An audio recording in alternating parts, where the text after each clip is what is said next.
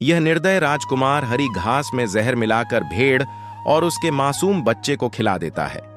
जहरीली घास खाने से भेड़ और उसका बच्चा बेहोश हो जाते हैं।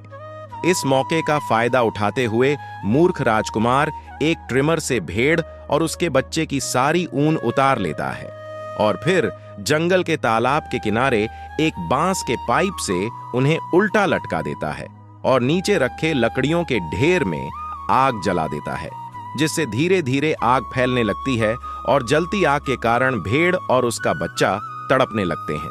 तभी तालाब के पास अमरूद का पौधा लगा रही भैंस को अचानक भेड़ की चिल्लाने की आवाज सुनाई देती है और वह घबराहट में दौड़ती हुई तालाब के पास पहुंचती है और देखती है कि आग की ज्वालाओं के कारण भेड़ और उसका बच्चा तड़प रहे हैं। उसी पल भैंस समझ जाती है कि इन्हें बचाने के लिए किसी दिव्य शक्ति की जरूरत है और फिर भैंस बिना एक पल गवाए सुनसान रेगिस्तान में दिव्य शक्ति की खोज में निकल पड़ती है। कुछ दूर चलने के बाद भैंस देखती है कि रेतीले टीले पर एक दिव्य शिवलिंग चमक रहा है।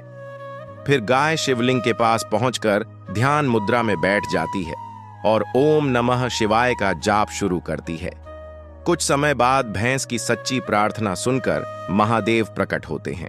और जब भैंस उन्हें सारी बात बताती है तो महादेव तुरंत भेड़ और उसके बच्चे के पास पहुंचते हैं और अपने नीलकंठ स्वरूप में धीरे धीरे जटाएं खोलते हैं